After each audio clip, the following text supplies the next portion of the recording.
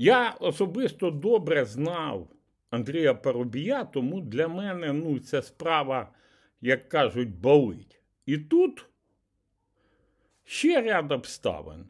За декілька днів після вбивства ловлять вбивцю. Вбивця в суді починає розповідати абсолютні нісенітниці, що вбив би, якби жив у Вінниці, Петра, ще когось, до речі, зелений гнид не згадує.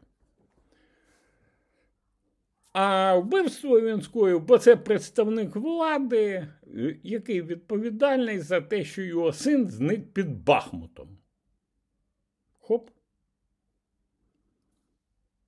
Досить цікаво. А з яких це пір опозиціонер до зеленої влади Андрій Парубій став відповідальним за зникнення будь-якого воїна під Бахмутом? Питання? Питання.